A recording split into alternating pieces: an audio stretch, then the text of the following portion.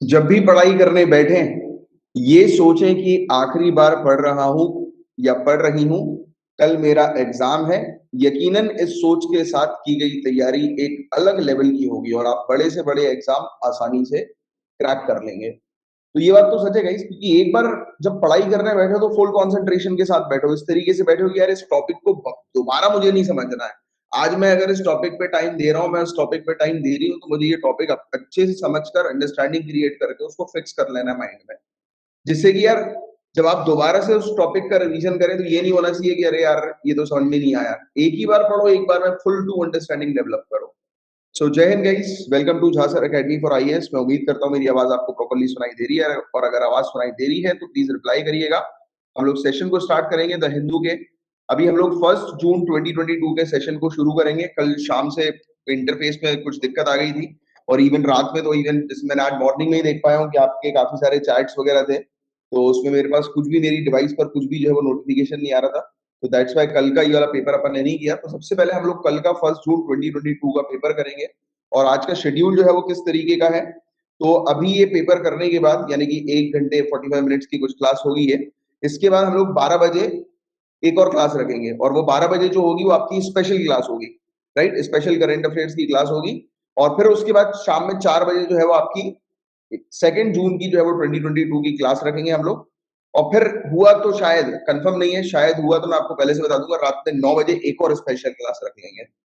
ठीक है, तो चलो आज 4-5 घंटे की स्टडी जो है वो खींचते हैं, क्योंकि अब वक्त आ चुका है कि जो भी स्टूडेंट 2023 के लिए प्रिपेयर कर रहे हैं और थोड़ा टाइट जो है वो प्रिपेयर करना शुरू करो। You just have to follow the routine. जो मैं बताते आ रहा हूँ उसको फॉलो करो, क्लास को ऑन अ रेगुलर बेसिस पर फॉलो करो, सिलेक्शन आपका होके रहेगा।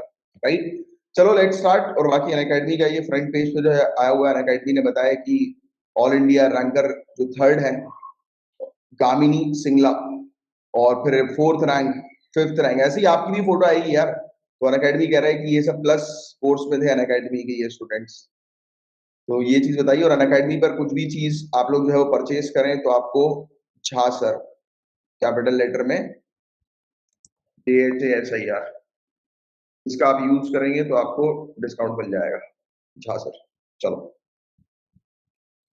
ये देखो दिल्ली में हालत काफी ज्यादा खराब है। सेकंड पेज पर देखो इस प्रकार से दिखाई दे रहा है। ये गाड़ी की तो बैंड ही बज गई यार।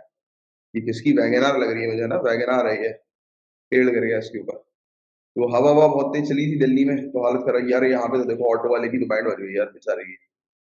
होपफुली किसी की जान ना गई हो, बट हुआ है। कैजुअलिटी के केसेस भी जो है वो आए थे सामने, अपन ने डिस्कस भी किया था, आपको शायद याद आ रहा हो। तो चलिए, तो ये है मेन पेज। तो यहाँ से हम लोग शुरू करेंगे 1 जून 2022 का। अच्छा, ये जो हेडर जो है इसमें बताया जा रहा है इंडिया पाकिस्तान के बीच में इंडस नदी को लेकर बातचीत हुई है। इंडस नदी को लेकर क्यों बातचीत कर रहे हैं इंडिया और पाकिस्तान? क्योंकि इंडिया और पाकिस्तान के बीच में इंडस वाटर ट्रीटी हुई थी। क्या हुई थी, कौन सी संधि हुई थी? Indus water treaty. तो आपको इसमें मेनली ध्यान में रखना है किस चीज के बारे में? इंडस वाटर ट्रीटी के बारे में। गुड मॉर्निंग, जस्ट अभी चालू हुई है क्लास, और इंडस वाटर ट्रीटी का टॉपिक ऑलरेडी स्पेशल क्लास में हो चुका है। जिन स्टूडेंट ने नहीं देखा, आप यूट्यूब पर जो है वो चेक कर सकते हो, बट टेंशन लेने की जरूरत नहीं है। फिर से ये सब टॉपिक्स फिर से जो है वो बार बार रिपीट होता है। तो अब देखो न्यूज में क्या चीज आई है, इंडिया और पाकिस्तान इंडस नदी को लेकर जो है वो बातचीत कर रहे हैं। बट हमें किस चीज पर फोकस करना है? इंडस वाटर ट्रीटी के ऊपर फोकस करना है, जो कि इंडिया और पाकिस्तान के बीच में हुई है। राइट, चलो 1 मिनट, ये हैंग मार गया।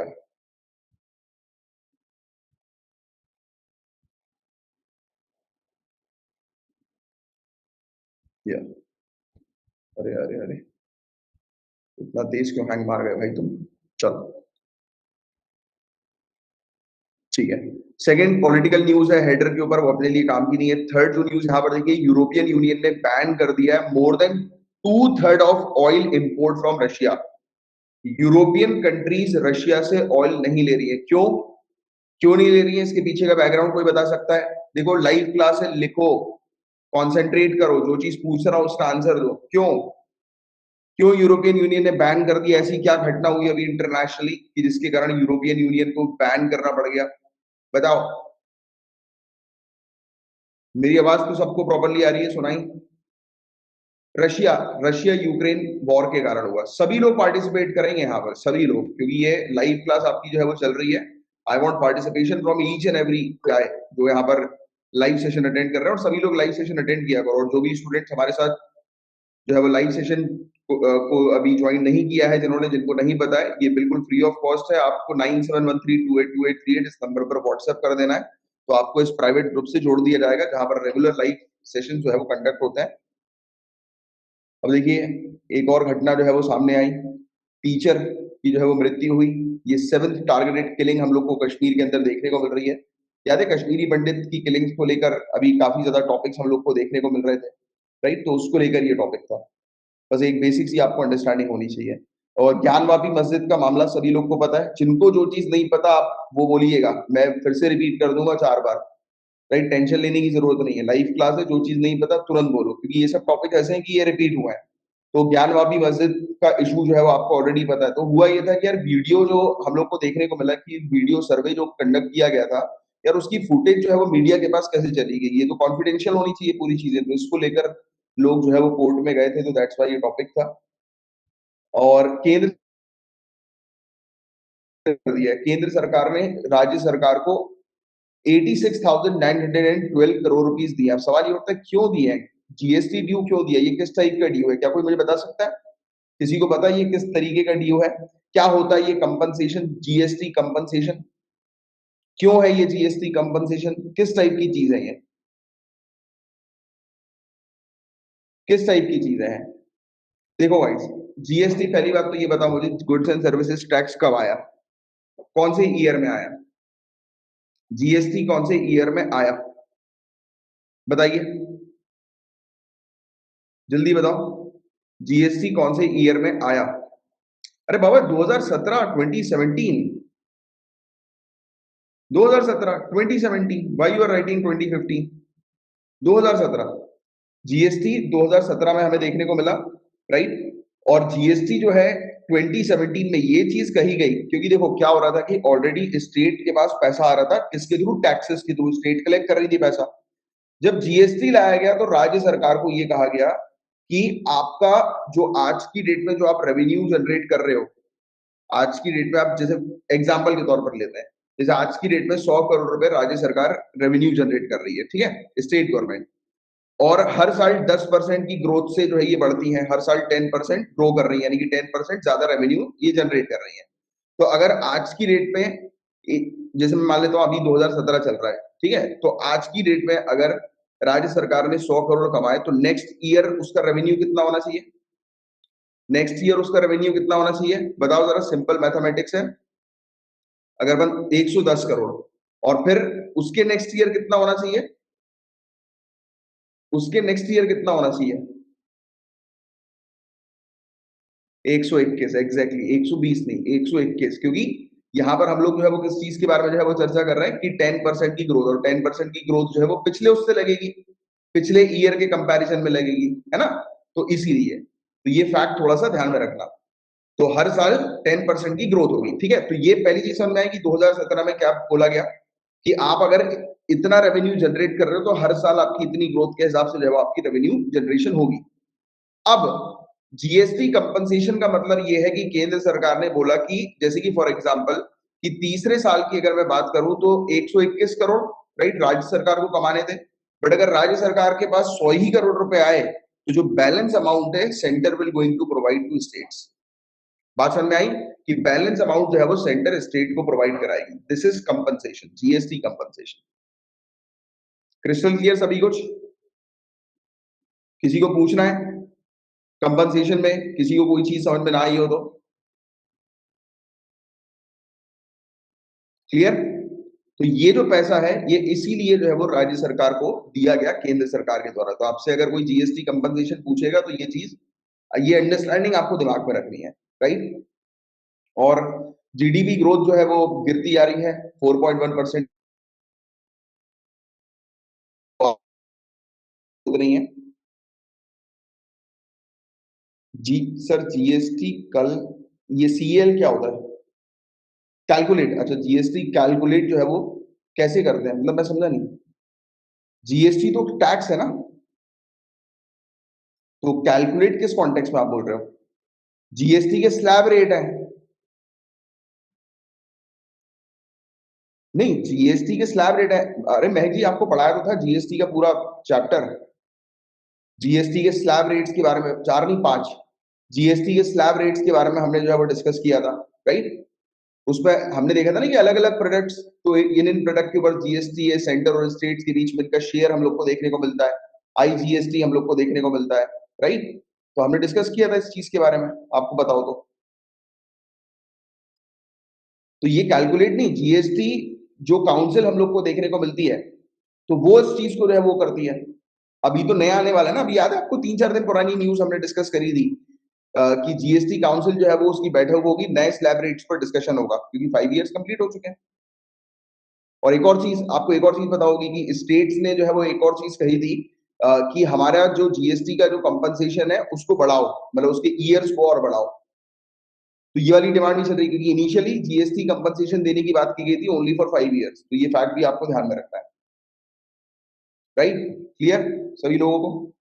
अब ये वाली सत्येंद्र जैन की जो न्यूज है वो अपने लिए काम की नहीं, इन्फोर्समेंट डायरेक्टरेट ने इनको उठा लिया है, राइट? और बाकी ये पॉलिटिकल न्यूज हम लोग को देखने को मिल रही है, बट इसमें एक चीज काम की, पार्टी सिंबल। पार्टी सिंबल जो है वो कौन जारी करता है?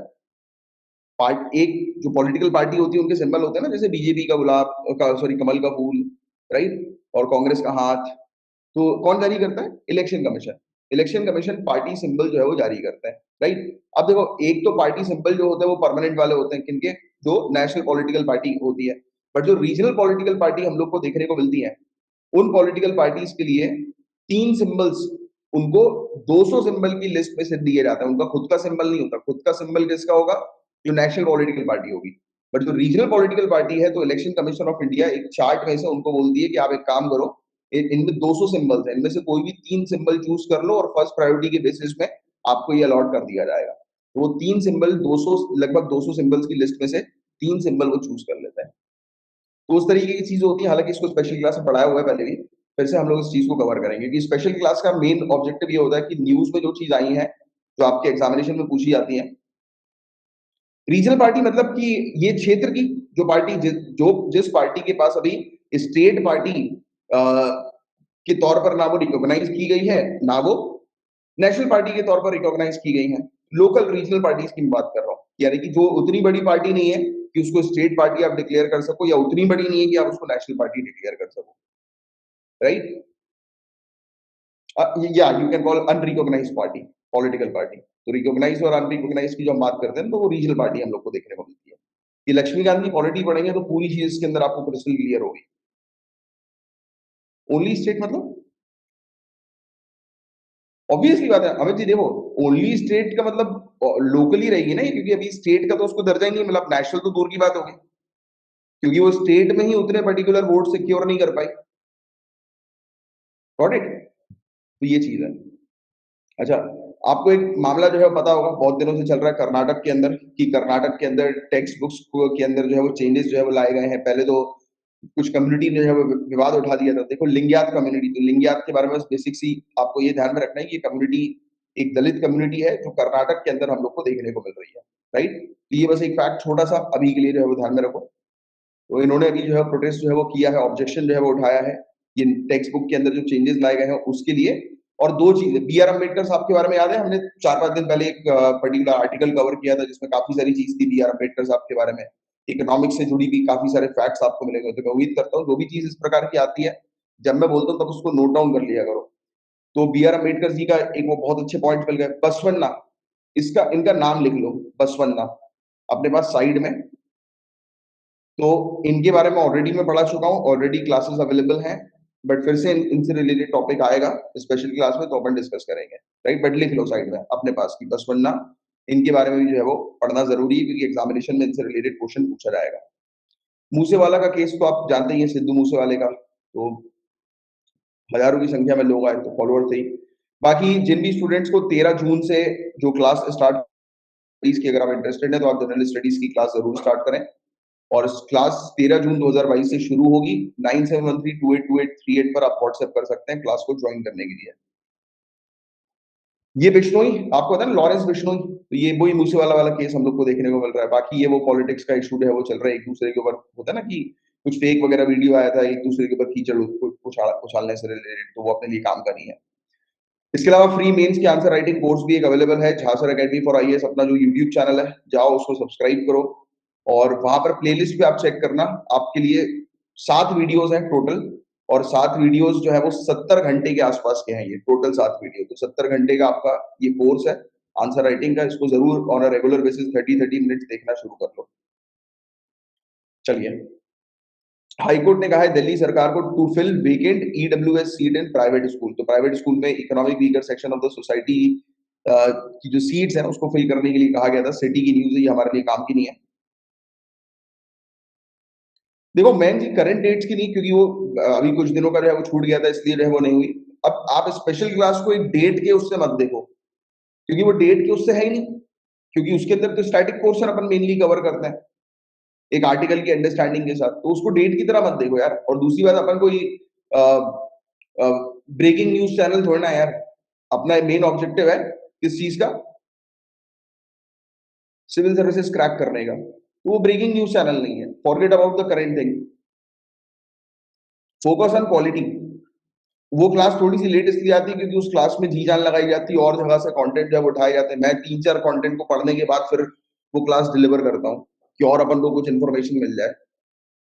इसके अलावा क्या लिखा, reason why killed Sidhu Moosewala क्यों मारा? यार देखो बहुत सारी चीजें हैं, जब आप जो है दो दो तीन चीजें होती हैं। ये बात कही जा रही थी कि सिद्धू मूसेवाला इन्वॉल्व था, अपने लिए यार देखो वैसे ये चीज काम की नहीं है, फिर भी अगर आप इंटरेस्टेड हो तो बताता हूँ। सिद्धू मूसेवाला जो है ये जो लॉरेंस बिश्नोई जो है ना, उनका जो गैंग है, उनकी गैंग का एक बंदा जो था वो इन्वॉल्व था, मतलब वो मारा गया था और उसकी किलिंग में सिद्धू मूसेवाला का भी नाम था, तो वो उनकी हिट लिस्ट में था सिद्धू मूसेवाला पिछले 1 साल से। वो अपने लिए जो देखो यार, ये सब फालतू चीज़ अपने लिए काम की नहीं होती है, पता है? अपने लिए जो काम की चीज़ है ना, अपन उस पे ज़्यादा फोकस करते हैं। ये सब फालतू चीज़ को अपन लास्ट में डिस्कस किया करेंगे क्लास के बाद, ठीक है?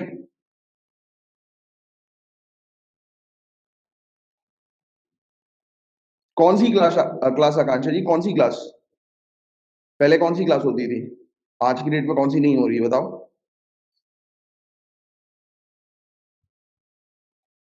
चारधाम, चारधाम ध्यान में रखना, यमुनोत्री, गंगोत्री, केदारनाथ, बद्रीनाथ। आकांक्षा जी आज आप इतने दिनों बाद क्लास अटेंड करोगे या इरेगुलर रहोगे तो यही होगा ना? बताइए जरा आकांक्षा जी को, सभी लोग, कि क्यों क्लास नहीं हो रही है? एक चार धाम, हाँ एक चार धाम वो रामेश्वरम वाला भी है, राइट? जगन्नाथ पुरी, रामेश्वरम।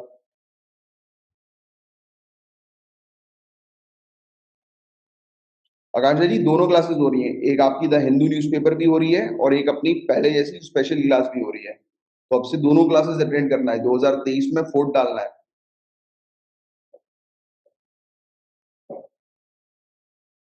ठीक है, पार्टी सिंबल के बारे में अपने डिस्कस के लिए ये चीज अपने लिए काम का था, पार्टी सिंबल के बारे में ध्यान में रखना है, राइट? और ये पॉलिटिकल न्यूज है हमारी, अपने लिए काम की नहीं होती है। जो चीज काम की नहीं है उसको स्किप मारो, उसको पढ़ने की भी जरूरत नहीं, राइट? प्लेबैक सिंगर के जो है वो इनकी, आप जानते हैं स्वर्गवास हो गया इनका, क्या गाने बनाते थे यार, मजा आ जाता था। फिरता रहूं दर बदर, अरे मजा आ गया, मतलब 2 दिन से इनके बहुत सारे गाने सुन रहा था यार, मस्त गाने हैं। Law for population control soon, population control को लेकर एक कानून जो है वो लाया जाएगा, राइट? बहुत ही जल्दी, लेट्स सी कि क्या होता है। और केरला हाई कोर्ट ने जो है वो अलाउ किया है लेस्बियंस को कि वो एक साथ जो है वो रह सकते हैं, राइट?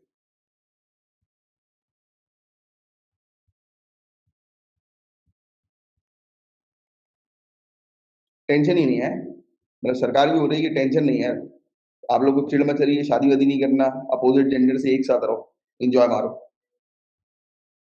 चलो अब आ जाओ एडिटोरियल पे, अपने लिए जो काम का है। ये एडिटोरियल जो है वो किनका है? वी पार्थिबन, और ये जज हम लोग को जो है वो देखने को मिल रहा है, राइट? ये जो है वो रिटायर्ड जज है मद्रास हाई कोर्ट के, जस्टिस वी पार्थिबन। अब देखो, आपको पता है आर्टिकल 142 क्या होता है? इन्होंने उसी चीज पर स्ट्रेस डाला है और वो पूरा जो केस जो अपन ने मेरे ख्याल से कुछ 10 एक दिन पहले डिस्कस किया होगा, एजी पेरारी विलन और राजीव गांधी असासिनेशन केस, पता है ना आपको कि इनको जो है वो अभी छोड़ दिया गया है, राइट? बरी कर दिया गया है बेल पर, आप जानते होंगे। ये राजीव गांधी के मर्डर उसमें असासिनेशन में, हत्या में जो है वो इन्वॉल्व थे, राइट? तो you guys know about it. So ये सुप्रीम कोर्ट का जो डिसीजन जो अभी सामने आया, इनको जो है वो करने का, बेल पर जो है बाहर छोड़ने का। सो और दूसरी बात, मौत की सजा जो है वो इनको नहीं दी जाए, उसका जो ये डिसीजन था, तो कोर्ट ने ये अपना आर्टिकल 142 का उपयोग करते हुए, तो आर्टिकल 142 आपको यहाँ पर ध्यान में रखना है, लिख लो नोट्स में, आर्टिकल 142 के तहत honourable supreme court out of the box जाके जजमेंट देती है, यानी कि कंप्लीट जस्टिस प्रोवाइड कराने के लिए ऑनरेबल सुप्रीम कोर्ट कुछ भी कर सकती है, चाहे जिससे रिलेटेड कानून हो या ना हो। बिल्कुल सही शिवानी जी, वेरी गुड। कानून हो या ना हो, राइट, ऑनरेबल सुप्रीम कोर्ट अपनी गाइडलाइंस है वो दे देती है, अपने ऑर्डर्स दे देती है। नेचुरल जस्टिस, ये चीज आप ध्यान में रखना, कंप्लीट जस्टिस, नेचुरल जस्टिस। और बेंच ने जो है वो डिसाइड किया था कि ये जो पावर होती है ऑनरेबल प्रेसिडेंट के पास और गवर्नर के पास आर्टिकल 72, आर्टिकल 161 के तहत जो पावर्स है, तो ये वाली पावर ध्यान में रखना है कि प्रेसिडेंट और गवर्नर की पावर, क्या पावर है ये प्रेसिडेंट और गवर्नर की, कि किसी कैदी को जो है वो माफ करना, उसकी सजा को जो है वो कम कर देना, उसकी सजा को ऑल्टरनेट कर देना, पार्डन, रेमिशन, तो ये सब चीज आपने सुना होगा, पढ़ा होगा, नहीं पढ़ा तो पढ़ना है, ये इंपॉर्टेंट चीज है, तो लिख लो आर्टिकल 72, आर्टिकल 161। इसमें ऑनरेबल प्रेसिडेंट और स्टेट गवर्नर के पास है वो पावर होती है, किस टाइप की पावर होती है, किसी कैदी की सजा को कम करने की पावर। तो यहां पर इस पर्टिकुलर आर्टिकल में जो हमारे रिटायर्ड जज साहब हैं वो ये कह रहे हैं कि ऑनरेबल सुप्रीम कोर्ट जो पावर का इस्तेमाल कर रही है, ये पावर भी कॉन्स्टिट्यूशन प्रोवाइड करा रहा है ऑनरेबल सुप्रीम कोर्ट को, एंड सेकेंडली जो एग्जीक्यूटिव पावर्स हैं, जैसे आर्टिकल 72 और 161 की अगर हम बात करें, राइट, और भी काफी सारे जो आर्टिकल्स हैं, तो ये भी जो प्रोवाइड कराते हैं ये भी कॉन्स्टिट्यूशन के हैं, तो ये कॉन्स्टिट्यूशनल अथॉरिटी जो है वो प्रोवाइड करा रहे हैं, कॉन्स्टिट्यूशनल पावर्स प्रोवाइड करा रहे हैं, चाहे वो गवर्नर हो, चाहे वो प्रेसिडेंट हो, चाहे वो स्टेट लेजिस्लेचर हो, चाहे काउंसिल ऑफ मिनिस्टर की बाइंडिंग नेचर हो, कि काउंसिल ऑफ मिनिस्टर के डिसीजन जो होंगे वो बाइंडिंग होंगे किसके ऊपर, वो मतलब ऑब्वियस बात है कि प्रेसिडेंट या प्राइम मिनिस्टर के ऊपर, स्टेट की बात है तो गवर्नर, और सॉरी प्राइम मिनिस्टर नहीं, गवर्नर, स्टेट की बात है तो गवर्नर, और सेंटर की बात है तो प्रेसिडेंट। तो आप जानते हैं ना कि council of minister headed by PM और CM to aid and advice president या गवर्नर। पता है ना, सभी ने ये वाली लाइन सुनी होगी, नहीं सुनी मैं फिर से रिपीट कर देता हूं कि जो काउंसिल ऑफ मिनिस्टर्स जो होते हैं वो किसको एड और मतलब किसको बोलते हैं, हेडेड बाय, उसके उनके हेड कौन होते हैं, तो सेंटर पर पीएम, स्टेट पर गवर्नर, सॉरी स्टेट पर सीएम। तो council of minister headed by PM to aid and advice president, कि प्रेसिडेंट किसके एड और एडवाइस पर, किसकी एडवाइस पर, किसके कहने पर ऑपरेट करते हैं, काउंसिल ऑफ मिनिस्टर के मेनली। तो यहां पर वो वाली बात की जा रही है कि ना गवर्नर ने काउंसिल ऑफ मिनिस्टर्स की सुनी, गवर्नर ने, आपको याद है एक बार सुप्रीम कोर्ट ने भी कहा था गवर्नर को पनिश किया जाए, क्योंकि गवर्नर ने जो है वो इस पूरे पूरे मामले को जो है वो बहुत डिले कर किया, बहुत समय तक कोई भी डिसीजन नहीं लिया। अब ये भी तो डिस्क्रिशनरी पावर है गवर्नर की, ये भी डिस्क्रिशनरी पावर है गवर्नर की, जिसको गवर्नर जो है वो उपयोग कर सकते हैं, right. You also no about it कि गवर्नर के पास डिस्क्रिशनरी पावर होती है, उनके पास कोई टाइम बाउंडेशन नहीं है, राइट। तो ये डिस्क्रिशन है, क्लियरली इसके अंदर जो है वो मेंशन है कि concept of governor acting in his discretion और exercising independent judgement is not alien to the constitution, वो कॉन्स्टिट्यूशन के परे नहीं है। गवर्नर जो डिस्क्रिशन के थ्रू काम करते हैं, यानी कि जो चीज कॉन्स्टिट्यूशन में जैसे कि टाइम बाउंडेशन नहीं लिखा है, कहीं पर भी ये नहीं लिखा है कि गवर्नर को इतने समय पर जो है वो मतलब काउंसिल ऑफ मिनिस्टर के डिसीजन को जो है वो रिवर्ट करना है, कहीं नहीं लिखा, तो डिले भी कर सकते हैं। तो इस पूरे आर्टिकल में जज साहब का कहना ये है, रिटायर्ड जज साहब का, कि यार ऑनरेबल सुप्रीम कोर्ट को जो पावर मिल रही है कॉन्स्टिट्यूशन के थ्रू, और ये वेरियस जो बॉडी है, लेजिस्लेचर है, पार्लियामेंट है, इनको भी जो पावर मिल रही है, या एग्जीक्यूटिव्स की बात करें, इनको पावर मिल रही है कॉन्स्टिट्यूशन के थ्रू, तो ये तो ऑनरेबल सुप्रीम कोर्ट कॉन्ट्रडिक्ट कर रही है। और जब उनके पास जो अथॉरिटीज है, जैसे आप जानते हैं कि किसी भी व्यक्ति को मर्सी, मर्सी पता है आपको, डेथ पेनाल्टी से मुक्त करने की शक्ति जो है वो कॉन्स्टिट्यूशन के तहत किसको दी गई है, बताइए। एक व्यक्ति को अगर मौत की सजा सुनाई जाती है, वो किसके पास जाकर रिक्वेस्ट करता है कि उसकी सजा को जो है वो खत्म कर दिया जाए, मौत ना दी जाए उसको, ऑनरेबल प्रेसिडेंट के पास। सभी जानते हैं ना, ऑनरेबल प्रेसिडेंट के पास, नॉट गवर्नर। गवर्नर के पास मौत की सजा की पावर नहीं है, point to be very clear. मौत की सजा को खारिज करने की power is not with governor. आप डिफरेंस पढ़िएगा, लक्ष्मीकांत पॉलिटी के अंदर प्रॉपर आपको डिफरेंस मिलेगा कि प्रेसिडेंट की पावर क्या है, गवर्नर की पावर क्या है। It is the power of only, only president के पास पावर है कि मौत की सजा को कम कर देना, गवर्नर के पास नहीं है। तो जब ये ऑलरेडी पावर्स हैं कॉन्स्टिट्यूशन में, तो उस पर ऑनरेबल सुप्रीम कोर्ट क्यों डिसीजन ले रही है? तो ये एक मैटर है जिस पर इन्होंने विचार किया है। इन्होंने बोला कि इस तरीके से ऑनरेबल सुप्रीम कोर्ट को आर्टिकल 142 का इस्तेमाल जो है वो नहीं करना चाहिए, राइट? और जहां पर भी सेंट्रल एजेंसी इन्वॉल्व होती है तो ऑब्वियस ही बात है, और सेंट्रल गवर्नमेंट प्रिवेल करती है। आपने फेडरल स्ट्रक्चर के बारे में पढ़ा होगा, फेडरल सिस्टम के बारे में पढ़ा होगा, नहीं पढ़ा तो आपको पढ़ना है लक्ष्मीकांत पॉलिटी के अंदर। जो फेडरल सिस्टम जो हम लोग को देखने को मिलता है, उसके थ्रू जब आप वो पूरा चैप्टर पढ़ोगे लक्ष्मीकांत पॉलिटी में, तो आपको एक चीज क्रिस्टल क्लियर आएगी कि हमारी कंट्री के अंदर भले ही हम लोग को फेडरल गवर्नमेंट देखने को मिलती है, भले ही सेंटर पर अलग सरकार है, स्टेट पर अलग सरकार है, भले ही उनकी पावर्स डिस्ट्रीब्यूटेड है, बट सबसे ज्यादा पावरफुल जो है वो सेंटर है। आपको हर जगह सेंटर की पावर के बारे में पता लगेगा, दिखेगा, अलग ही समझ में सामने आएगा, अलग ही फील होगा कि यार centre is much more powerful than states. Quasi federal तो ठीक है, क्वाजी फेडरल तो हम बोलते हैं, बट रियल टर्म्स में जो चीज लिखी होती है और जो चीज प्रैक्टिकल में होती है, जो रियलिटी होती है, दैट इज टोटली डिफरेंट। लिखी बहुत सारी पावर है कि स्टेट के पास इंडिपेंडेंट पावर है, बट सेंटर सिर्फ गवर्नर के कहने पर प्रेसिडेंट रूल तक इंपोज कर सकती है। एंड यस, ऑब्वियसली बात है, we have judiciary, president rule भी जो है वो रिव्यू के अंदर आ जाएगा, जुडिशियल रिव्यू के अंदर आ जाएगा वो डिसीजन भी। बट फिर भी एक पर्टिकुलर पॉइंट ऑफ टाइम के लिए तो ये दिखाया जा रहा है ना क्लियरली कि सेंटर जो है वो जब चाहे तब जो है वो स्टेट को अपने कंट्रोल में कर सकती है। ये सब बातें समझने वाली है, सिर्फ पढ़ना नहीं है, चीजों को समझना है। बात समझ में आई? तो यही चीज उन्होंने बताया। आप देखो यहाँ पर ये फैक्ट रिकॉर्ड करो, आईपीसी का सेक्शन 302, तो 302 की धारा तो सभी को पता होगा, मर्डर की धारा रहती है 302। मर्डर जो है ये किस लिस्ट में आता है? सेकंड और थर्ड दोनों लिस्ट में आता है। ये फैक्ट आपके पास क्लियरली पता होना चाहिए। 7 शेड्यूल के अंदर मर्डर सेकंड और थर्ड लिस्ट में आता है। और जजेस ने क्या चीज कंक्लूड करी, क्या फाइनल ऑर्डर दिया कि state was fully empowered to take call and recommend remission in this case. State के पास पूरी पावर है कि वो इस केस में क्या कर सकते हैं, सजा को कम कर सकते हैं, राइट? ऑल्टरनेट सजा जो है वो दे सकते हैं, वो स्टेट के पास पावर है। बट ये स्टेट सेकंड और थर्ड की कैटेगरी में, थर्ड की कैटेगरी कौन सी होती है? कॉन्करेंट लिस्ट की कैटेगरी होती है। एंड यू गाइस नो कि लिस्ट 3 जो है कॉन्करेंट लिस्ट, इस कॉन्करेंट लिस्ट में मौजूद जो सब्जेक्ट्स होते हैं, उन सब्जेक्ट्स पर सेंटर के पास भी पावर है कानून बनाने की, और सेंटर के द्वारा बनाए गए कानून प्रिवेल करते हैं। तो हमेशा पावरफुल बॉडी कौन चलेगी? किसकी? सेंटर की चलेगी, राइट? तो ये चीज आप जानते हैं इस चीज के बारे में। यस, 7 शेड्यूल के अंदर ये चीज आती है। सब चीजें आप रट जानी चाहिए, याद हो जानी चाहिए, समझ में आ जानी चाहिए, राइट? तो वही सब चीजें हैं। और एक और चीज है भाई, हमें क्या चीज देखने को मिल रहा है कि गवर्नर का जो डिसीजन है to forward the recommendation to president is against the letter and spirit of article 161। Article 161 जो है वो क्या कहता है, किस चीज के बारे में बात करता है? Council of minister headed by CM to aid and advice governor, and that aid and advice will be binding, और नॉट विल बी बाइंडिंग।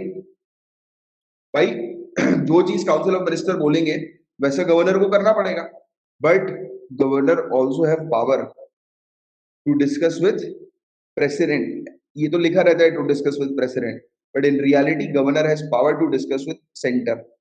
क्योंकि आपने एक बार कहीं ना कहीं पढ़ा होगा या आपको याद हो अगर, तो आपको ये पता है कि सेंटर का एजेंट कौन है? Governor. Governor is the agent of centre, पता है ना?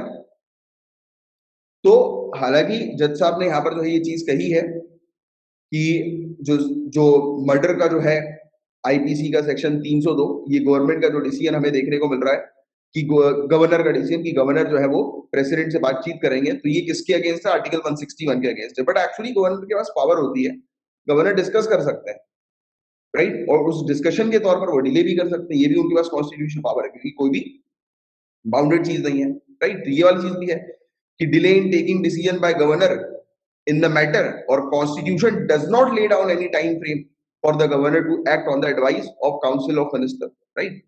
But it's depend on personality as well ना सर, कि वो सेंटर का फुल सुनेंगे, हटा दिए जाएंगे हटा दिए जाएंगे, और बोला फिर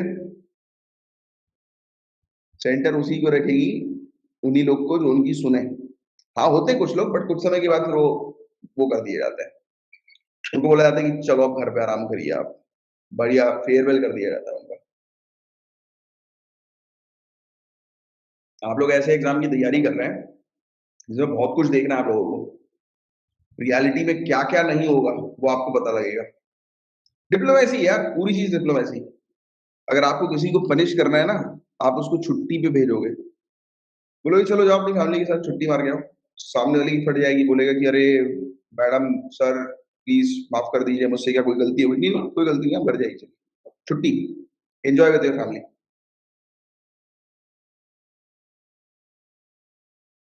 ये होती है पनिशमेंट। अब बोलो ऐसा कितनी अच्छी पनिशमेंट है छुट्टी वाली, सरकारी जॉब में छुट्टी वाली पनिशमेंट बहुत खराब पनिशमेंट होती है। प्राइवेट सेक्टर के लिए छुट्टी मिल गई, अरे वाह मजा आ रहा है, एंजॉय कर रहे हैं। गवर्नमेंट सेक्टर के लिए नहीं है। क्लियर ये वाला आर्टिकल पूरा अच्छे से, पॉइंट समझ में आया पूरे आर्टिकल का? चलो अब नेक्स्ट आर्टिकल की तरफ बढ़ेंगे। नेक्स्ट आर्टिकल काम का नहीं है, क्योंकि ऑलरेडी आपको पता है कि यूक्रेन और रशिया के वॉर के बीच में क्या चीज चल रही है। यूरोपियन यूनियन जो है, स्पेशली इस आर्टिकल के अंदर जर्मनी के बारे में मेनली जो है वो डिस्कशन हुआ था। जर्मनी के पास्ट के बारे में। आप जानते हैं कि जर्मनी ने अभी, रशिया नहीं किया था, रशिया अब नॉर्ड 2 पाइपलाइन के बारे में शायद आपको पता होगा। पता है कि नहीं पता? कौन सी ये पाइपलाइन है कि नेचुरल गैस जो है वो रशिया से जो है वो ट्रांसफर होगी जर्मनी के पास। इन्होंने सब कुछ बंद कर दिया है अभी, राइट? ये सब पाइपलाइंस वगैरह जो है वो सब बंद हो गई है। ये नॉर्ड स्ट्रीम 2 पाइपलाइन, पता है ना? तो ये जिसको नहीं पता ये लिख लो, नॉर्ड स्ट्रीम 2 पाइपलाइन। ये पाइपलाइन जो है वो रशिया और जर्मनी के बीच में है, और नेचुरल गैस को सप्लाई करने की ये पाइपलाइन है। लिख लीजिए आप ये वाला फैक्ट। तो ये अभी पाइपलाइन जो है वो बंद कर दी गई है। तो इसमें वही टसल जो है बताया गया है कि किस तरीके से जर्मनी जो है वो सपोर्ट कर रही है यूक्रेन को, राइट? तो वो वाला इशू ये हम लोग को जो है वो देखने को मिला है। बाकी कुछ खास काम का नहीं है, क्योंकि इसके टॉपिक के बारे में आपको ऑलरेडी पता है। यूनियन गवर्नमेंट ने एक केस के बारे में आप जानते हो, कुछ दिनों पहले हमने जो है वो डिस्कस किया था कि यूनियन गवर्नमेंट ने जो है वो एक्चुअली यूनियन गवर्नमेंट नहीं थी, ये बेंगलुरु का वो था, एक ऑफिस हम लोग को यूआईडीएआई का देखने को मिल रहा था, जिसने एक नोटिफिकेशन जो है वो जारी किया था पहले कि जो भी लोग जैसे फोटो कॉपी कराते हैं ना आधार कार्ड की, तो आप मास्क आधार की फोटो कॉपी कराएं। आपको पता ना कि मास्क आधार कौन सा होता है? किसी को पता है मास्क आधार क्या होता है? मास्क आधार अभी कल परसों की लेक्चर में हमने डिस्कस किया था। वो आधार के पीछे के सिर्फ 4 डिजिट दिखाई देंगे, सामने के सब डिजिट जो है वो ब्लैंक हो जाएंगे, right? For security purpose, right? यही चीज रहती है। तो कह रहे हैं कि आप जो फोटोकॉपी करवाएं तो मास्क आधार की फोटोकॉपी डिस्ट्रीब्यूट करें फॉर सिक्योरिटी रीजंस। अब उसमें वो होने लगा, फिर से राइट टू प्रिवेसी को लेकर जो है वो फिर हाइप हाइप क्रिएट होने लगा। तो यूनियन गवर्नमेंट ने इस पर्टिकुलर नोटिफिकेशन को विड्रॉ कर दिया। पता है ना ये बात आप सभी लोगों को? तो वही सब चीजें हैं। इन सब चीजों के कारण हम लोग को क्या चीज देखने को मिल रही है? सामने कुछ चीज ऐसी आई, और कुछ रिपोर्ट भी जो है वो सामने ऐसी आई centre for internet and society के द्वारा। इसमें बोला गया कि जितनी भी डेटा जो है वो पब्लिकली अवेलेबल है, लोगों के आधार का डेटा, उनका नाम, उनका घर का एड्रेस, उनकी बैंक की डिटेल्स, राइट, ऑलरेडी काफी सारी जगहों पर अवेलेबल है। तो अब यही है, ये तो प्रिवेसी का जो है वो ब्रीच हुआ, राइट? प्रिवेसी का उल्लंघन हुआ, राइट टू प्रिवेसी का, राइट? तो आप जानते हैं इस चीज के बारे में। और अभी भी हमारे पास कोई डेटा प्रोटेक्शन बिल नहीं है, राइट? तो इसको लेकर भी इश्यूज हैं। तो वही सब चीजें जो है वो फिर से जो है वो हाइप पे आई हैं। तो ये एक टॉपिक था जिसके बारे में अपन ने डिस्कस किया था डिटेल में कल परसों भी। और ये तो आप जानते ही हैं, वुमेन। अब मैं चाहूंगा कि इस टॉपिक के अंदर कुछ आंकड़े हैं वो थोड़ा सा आप ध्यान में रखें, किस पर्पस के लिए? आपके मेंस के पर्पस के लिए। तो वैसे ये चीज ध्यान में रखने की जरूरत नहीं है, वैसे आपके इंटरेस्ट के लिए तो आपको पता होना चाहिए, राइट? 3 महिला, श्रुति शर्मा, अंकिता अग्रवाल और कामिनी सिंगला, इन्होंने फर्स्ट सेकंड थर्ड रैंक हासिल करी है यूपीएससी में। एक दिन आपका भी नाम आएगा, डोंट वरी अबाउट इट, बस मेहनत करते रहो। और लड़कियां तो वाकई में, गर्ल्स भी जो है वो सक्सेसफुली मतलब बढ़ती जा रही है आगे, हम लोग को देखने को मिल ही रहा है। अभी जो टॉपर जो है उन्होंने सेकंड अटेम्प्ट में इस एग्जाम को जो है वो निकाला है, और सेकंड रैंकर की बात करें तो उन्होंने थर्ड अटेम्प्ट में निकाला है। मैंने आपको बोला ना, कुछ लोगों का एग्जाम जल्दी निकलता है, कुछ का लेट निकलता है, पर निकलेगा जरूर। आपको अपनी मेहनत कंटिन्यू रखना है। और ये बात तो है, वुमेन हम लोग को अभी देखिए 25 रैंक होल्डर जो है उनमें से 10 जो है वो वुमेन, आई थिंक कि 11 वुमेन हम लोग को जो है वो देखने को मिल रही है, राइट? और ये बात तो है ही, क्योंकि एक चीज क्लियर है कि वुमेन को चाहिए यार, उनको जैसे कि पहले अपॉर्चुनिटीज अवेलेबल उनके लिए नहीं थी, आज की डेट में उनके लिए अपॉर्चुनिटीज जो है वो अवेलेबल है, सोसाइटी में अवेयरनेस क्रिएट हो रही है, तो वो अपने फुल पोटेंशियल के साथ जो है वो ऑपरेट कर रही है। जब वुमेन इशू से रिलेटेड टॉपिक आएगा तो आप ये वाला फैक्ट भी लिख सकते हैं कि सिविल सर्विसेज के अंदर भी वुमेन का हम लोग को शेयर जो है वो ज्यादा देखने को मिल रहा है। बट कितना ज्यादा? तो ऑल इंडिया सर्वे हुआ था हायर एजुकेशन रिपोर्ट के ऊपर। इसको पब्लिश किया था all India survey on higher education report ministry of education के द्वारा 2019-2020 के लिए। इसमें gross enrolment ratio higher education का फीमेल पॉपुलेशन के लिए 27.3% था compare to 26.9% for males. Gross enrolment ratio पता है आपको क्या होता है हायर एजुकेशन का? कि हायर एजुकेशन किसको बोलते हैं? कौन सी क्लास को हम लोग हायर एजुकेशन बोलते हैं? कौन सी क्लास को हायर एजुकेशन बोलते हैं? हायर सेकेंडरी बोलते हैं ना हम लोग, right? 10th 12th, right? 11th 12th, specially 11th 12th, 11th 12th को हम लोग बोलते हैं। फिर उससे नीचे सेकेंडरी वाली चीज आ जाती है। तो 11th 12th जो क्लास है स्पेशली हायर एजुकेशन की, तो उसमें ग्रॉस एनरोलमेंट रेशियो मतलब कि उस क्लास के लिए किसके लोगों ने एनरोल किया है, उसको बोलते हैं ग्रॉस एनरोलमेंट रेशियो, मतलब किन लोगों ने दाखिला लिया है हायर एजुकेशन में।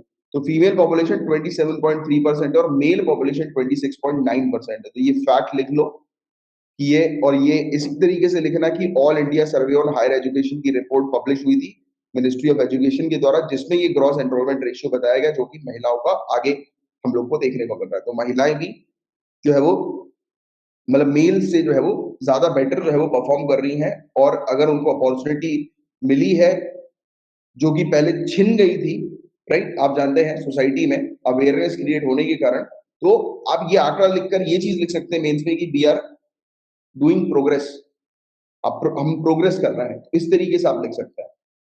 एंड वुमेन कंप्राइज ओनली 26% और 177 of total 685 candidates recommended by UPSC.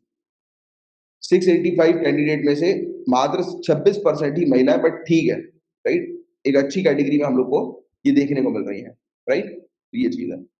एक और चीज, एक वुमेन की अगर हम बात करें कि जैसे पहली महिला, ये फैक्ट आ सकता है, आईएएस को ज्वाइन करने वाली पहली महिला 1951 में ये अन्ना राजम मल्होत्रा थी। अन्ना राजम मल्होत्रा, राइट? और सीबी मुथाम्मा ये पहली महिला थी जिन्होंने इंडियन फॉरेन सर्विसेज को 1948 में ज्वाइन किया, राइट? तो ये फैक्ट थोड़ा सा ध्यान में रखिएगा। और अनीता कौल की बात करें तो ये इन्होंने काम किया राइट टू एजुकेशन एक्ट 2009 के लिए। और फंडामेंटल राइट, एजुकेशन एक फंडामेंटल राइट है सभी बच्चों का, ये चीज इन्होंने अचीव कर ली, इस कानून के थ्रू करवा दी, मतलब प्रयास किया। अनीता कौल। तो ये सब थोड़ी सी चीज, इनके नाम वगैरह थोड़े ध्यान में रखना, मेंस में भी उपयोग कर लो। और साथ ही साथ इनकेस अगर इंटरव्यू में पूछ लें तो बता दो, राइट?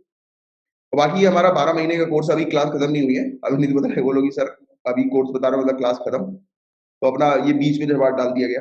12 महीने का कोर्स है, जिनको भी ज्वाइन करना है 13 जून 2022 से क्लासेस है। रेगुलर ज्वाइन करो, फॉलो करो, बिल्कुल सिर्फ क्लास अटेंड करनी है, क्लास के अलावा और कुछ करने की आपको जरूरत ही नहीं है, पूरी चीज क्लास में होगी। ठीक है, अब ये ओपिनियन वाला अपना टॉपिक है, ये अपने लिए जो है वो काम का नहीं है। इस पे आ जाते हैं। तो ये वही अभी हमने जैसा आधार के बारे में बात करी, आधार की सिक्योरिटी वगैरह के बारे में बात करी, तो उसको लेकर रिपीटेड चीज थी है। तो Aadhaar targeted delivery of financial and other subsidies benefit and services act 2016, तो आधार एक्ट 2016 जिसको जनरली हम लोग बोलते हैं, राइट?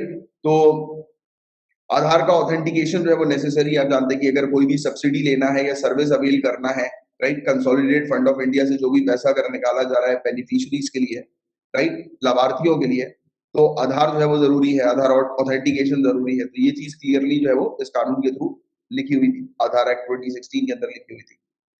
और कॉन्फिडेंशियलिटी, यानी कि भाई सामने वाले की प्रिवेसी को जो है वो प्रोटेक्ट करने के लिए इस पूरे के पूरे डेटा को आपको सिक्योर करके रखना है। बट अभी क्या हुआ, डेटा जो है वो बाहर नजर आया, राइट?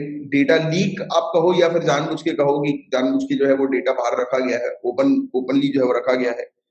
इसमें बताया जा रहा है 200 से भी ज्यादा सेंट्रल और स्टेट गवर्नमेंट की वेबसाइट पब्लिकली डिस्प्ले करती हैं कुछ आधार बेनिफिशियरीज की डिटेल, जैसे कि उनका नाम और उनका एड्रेस। तो ऑब्वियस सी बात है कि ये उनकी प्रिवेसी के ऊपर जो है वो बड़ा खतरा है, राइट? तो ये चीज, तो इसको लेकर ये आर्टिकल था। ये सिर्फ इंडिया में ही होती है और भी जगह में, मतलब क्या चीज? अमित जी किस चीज की बात कर रहे हैं? वर्किंग प्रोफेशनल के लिए भी डिटेल्स देना सर, कोर्स की थोड़ा डिटेल में आफ्टर क्लास। बिल्कुल बिल्कुल मैम जी बताते हैं, जो भी पूछना है अपार्ट फ्रॉम टॉपिक्स क्लास के बाद पूछ लिया करो। और जैसे कई बार ऐसी न्यूज आती है मिर्च मसाले वाली, वो भी अगर पूछना है, जैसे सिद्धू मूसेवाला वगैरह हो गया, वो भी क्लास के बाद पूछ लिया करो, कोई दिक्कत नहीं है। अरे भाई हैंग क्यों हो गया ये?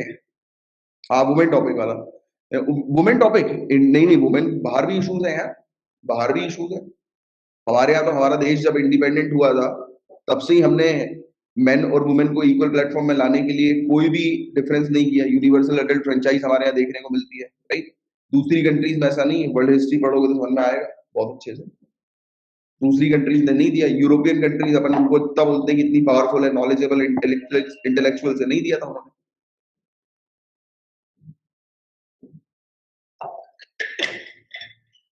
चलो अब देखो यार, अफगानिस्तान तो आप जानते ही हैं, अफगानिस्तान टेररिस्ट का गढ़ है। तो ये वही चीज यहाँ पर बताई जा रही है। एक नई रिपोर्ट सामने आई है, analytical support and sanction monitoring team जो यूनाइटेड नेशन सिक्योरिटी काउंसिल की है, उसका कहना यह है कि फॉरेन टेररिस्ट ऑर्गेनाइजेशन जो है वो अभी भी उनके लिए अफगानिस्तान एक सेफ हेवन के तौर पर है। और टेररिस्ट ग्रुप जो है वो अभी हालांकि अफगानिस्तान के बाहर जो है वो किसी भी प्रकार के अटैक जो है वो नहीं करेंगे, मेजर अटैक 2023 से पहले या 2023 के अंदर अंदर, राइट?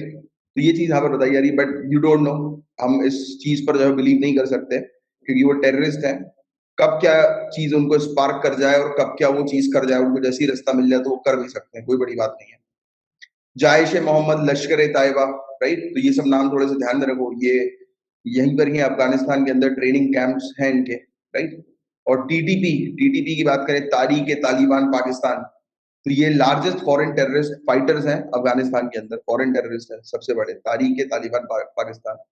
ये सब नाम पता होने चाहिए आपको, राइट? जब आप आईपीएस बनेंगे, इंटेलिजेंस सर्विस में जाएंगे, राइट, तब ये सब नाम की जरूरत होगी, इनके बैकग्राउंड की जरूरत होगी, बट वो अलग आपको पढ़ाया जाएगा स्पेसिफिकली, अलग तरीके से आपको ट्रेन किया जाएगा उस दौरान। बट अभी के लिए अपन को बेसिक चीज पता होनी चाहिए। नेक्स्ट, इसमें कुछ नहीं था अपने लिए, और ये वाली भी न्यूज अपने लिए, मतलब इसमें भी क्वेश्चंस काम के नहीं थे। चलो, पॉलिटिकल न्यूज ये हम लोग को देखने को मिल रही है, इनका बस नाम थोड़ा सा ध्यान में रख लेना, ये स्टेट पीएससी वाले पूछ सकते हैं। Bhim Singh, Jammu and Kashmir national panther party के फाउंडर भीम सिंह, तो इनका स्वर्गवास हुआ था, दैट्स व्हाई ये टॉपिक न्यूज में था। जून से सितंबर में वर्षा जो होगी वो 103% होगी ऑन एन, मतलब एवरेज से 130%, यानी ज्यादा वर्षा होने वाला ये साल है, राइट? तो ये चीज है वो बताई गई। अब देखो यार, एक निराशाजनक न्यूज है आप लोगों के लिए, और वो ये है कि आप जान रहे हैं सिविल सर्विसेज का रिक्रूटमेंट जो है वो 2012 के बाद से घटता जा रहा है। सिंस 2012 सबसे कम सिविल सर्विसेज को अभी यूपीएससी ने जो है वो इनटेक किया, 685 कैंडिडेट्स ओनली, 685 कैंडिडेट्स। अरे बहुत बुरी हालत है, बहुत बुरी हालत है। और पता नहीं, आई डोंट नो व्हाई, बोला जाता है बेरोजगारी है, बट फिर भी इस प्रकार की चीजें। चलो, उनका लगता है यार, जो लोग इंटरव्यू देकर जब गिरते हैं तो वो जो फीलिंग आती है ना, खतरनाक आती है, बट ठीक है, कोई दिक्कत नहीं यार, यही तो लड़ाई है यार, कि गिर के जो है वो फिर चढ़ना है। तभी तो वही तो चाहती है सिविल सर्विसेज भी आपसे, कि रेगुलर लड़ो, रेगुलर खड़े हो, कल आज से अच्छा पढ़ो, कल आज से और फोकस रहो। अरे बहुत स्थिति खराब है। इंडिया चाइना फिर से जो है बातचीत करेंगे इसी चीज को लेकर, कि दोनों की ट्रूप्स, दोनों की आर्मीज के बीच में समझौते हो, शांति जो है मेंटेन हो, तो उसको लेकर। बाकी ये सब पॉलिटिकल न्यूज है, और ये न्यूज काम की नहीं है। यूट्यूब ने बहुत सारे वीडियोस वगैरह जो है वो हटा दिए हैं, तो उनकी कम्युनिटी गाइडलाइन को फॉलो नहीं किया था उसलिए। अच्छा, अब ये मिनिस्ट्री जो है वो लेकर आएगी कुछ गाइडलाइंस की, कैसे जो है वो मैनेज करना है मंकी पॉक्स के केसेस को, राइट? बट हालांकि कोई भी केस जो है वो इन्फेक्शन का मंकी पॉक्स का रिपोर्ट नहीं किया गया, और आई थिंक ये मंकी पॉक्स के बारे में बहुत अच्छे से आपको पता है, क्योंकि स्पेशल क्लास में भी अभी हमने कवर किया था इस टॉपिक को, और भी 3-4 बार इस टॉपिक को कवर कर चुके हैं। गैलेंट्री अवार्ड तो कल ही पढ़ा था अपन ने स्पेशल क्लास के दौरान, राइट? की ऑनरेबल प्रेसिडेंट जो है उन्होंने गैलेंट्री अवार्ड जो है वो दिया है, राइट? तो उसको लेकर ये टॉपिक है। यूरोपियन यूनियन ने बैन कर दिया, मैंने स्टार्टिंग में ही पढ़ लिया था, majority of Russian oil imports को। इसराइल ने यूएई फ्री ट्रेड डील जो है वो साइन करी है, और ये पहली डील हम लोग को अरब वर्ल्ड के अंदर इसराइल की देखने को मिल रही है, फ्री ट्रेड डील। तो इसराइल और अरब कंट्रीज के बीच में कांटेक्ट बढ़ रहा है, तो इसी के थ्रू आपको इसराइल और पैलेस्टीन का इशू भी पता होना चाहिए। फर्स्ट अरब वॉर 1948 के बारे में आपको पता होना चाहिए, 6 डेज वॉर 1967 के बारे में आपको पता होना चाहिए। सब फैक्ट्स आपके लिए काफी काम के हैं। सिर्फ ये नहीं पढ़ना है, आपको ये भी देखना है कि इसराइल जो है वो टूट चुका था, अरब कंट्रीज के साथ उसका टशन था, और मतलब एक प्रकार से एंटी चलती थी अरब कंट्रीज और इसराइल के बीच में, और अभी इनके बीच में अब दोस्ती जो है वो हो रही है धीरे धीरे करके। तो ये है, ये जो न्यूज है ना, ये आपके लिए इंटरनेशनल पॉलिटिक्स का सिग्नल दे रही है कि इंटरनेशनल पॉलिटिक्स जो है वो इस क्षेत्र में, मिडिल ईस्ट में जो है वो चेंज होती नजर आ रही है। राइट, इसराइल जो है वो अरब कंट्रीज के साथ जो है वो हाथ मिलाती हुई दिखाई दे रही है। तो एक चीज है फिजिकल डेफिसिट। फिजिकल डेफिसिट क्या होता है, वो भी बता सकते हैं? फिजिकल डेफिसिट, फरवरी के अंदर फिजिकल डेफिसिट 6.9% हमें देखने को मिला था, और ये 6.7% हुआ है। तो इसको कहा जा रहा है, लाइन है कि फिजिकल डेफिसिट इंप्रूव्ड। क्या है ये फिजिकल डेफिसिट, पहले तो ये बताओ, जल्दी बताओ। इनकम से ज्यादा एक्सपेंडिचर, जब सरकार इनकम से ज्यादा खर्चा कर देती है तो उसको फिजिकल डेफिसिट बोलते हैं। फिजिकल डेफिसिट क्या अच्छा होता है कि बुरा होता है? फिजिकल डेफिसिट अच्छा होता है कि बुरा होता है?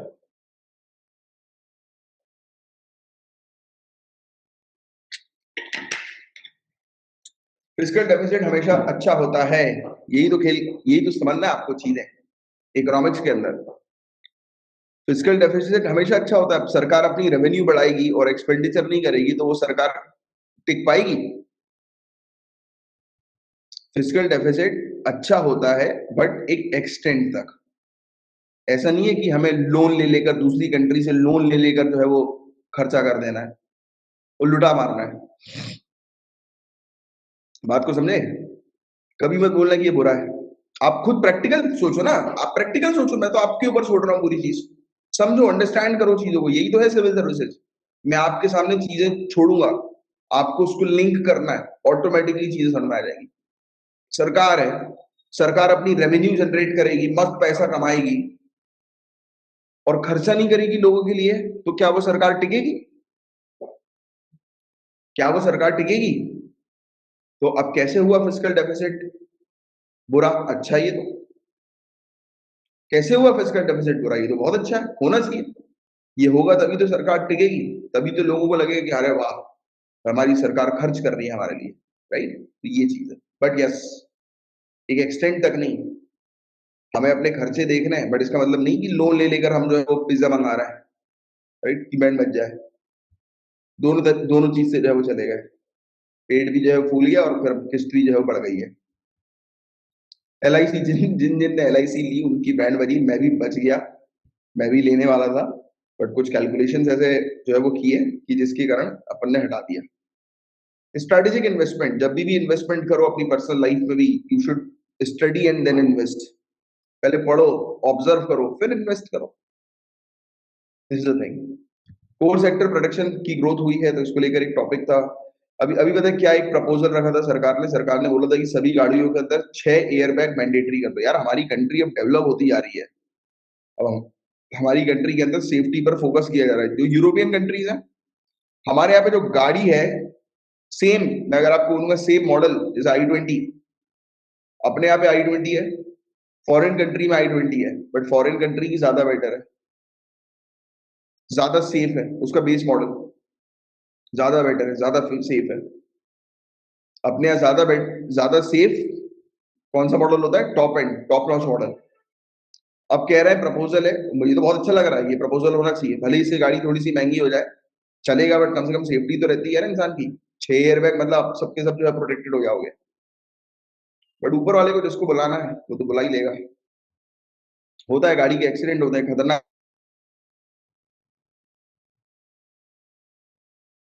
किसी को एक खरोच तक नहीं आती, और उनमें से एक व्यक्ति मर जाता है जिसको मरना होता है। चलो, तो ये था गाइस टॉपिक, और इसी के साथ हम आज के सेशन को फिनिश करते हैं। अब पूछो क्या पूछ रहे थे।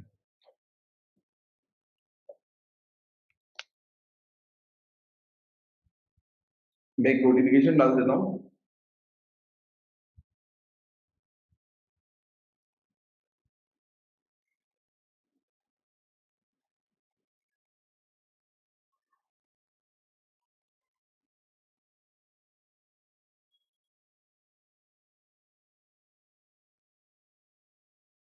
सेफ्टी को लेकर कोई भी ध्यान नहीं देते हैं ये लोग। हाँ बिल्कुल नहीं देते, खुद भी नहीं देते यार, हेलमेट ही नहीं पहनते। लोग भी तो कम खुदा थोड़ा ना है। सर ये खालिस्तान मूवमेंट फिर से शुरू हो रहा है कि हाँ, एक्चुअली इसकी अभी उत्तराखंड, उत्तराखंड नहीं, हिमाचल प्रदेश के अंदर लेजिस्लेटिव असेंबली में ये चीज जो है वो देखने को मिली।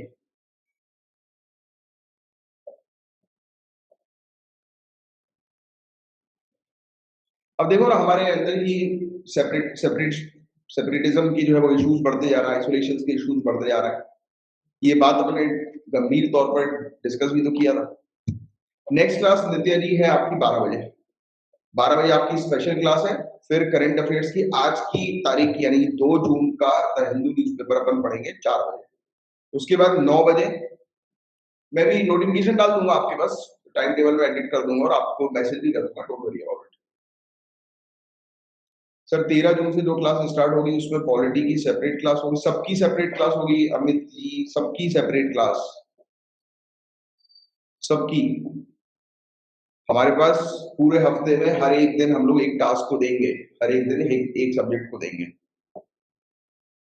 अपने पास 12 महीने हैं पूरे पूरे। अभी हम लोग हर एक दिन एक सब्जेक्ट एक सब्जेक्ट को देंगे, उसके बाद सब चीज को एक साथ कंसोलिडेट करेंगे, तब आएगा मजा। धीरे धीरे खाएंगे समोसे को, ठंडा करके खाएंगे, गरम गरम खा लोगे तो मुंह जल जाएगा। ठीक है चलो फिर साइन ऑफ करूं।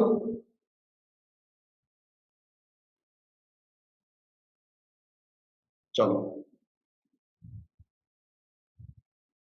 सो गाइस अब हम लोग मिलेंगे कल, तब तक नहीं बाय, टेक केयर। कल नहीं यार, अभी 12 बजे, 12 बजे मिलते हैं। तब तक bye, take care, have a great day, Jai Hind.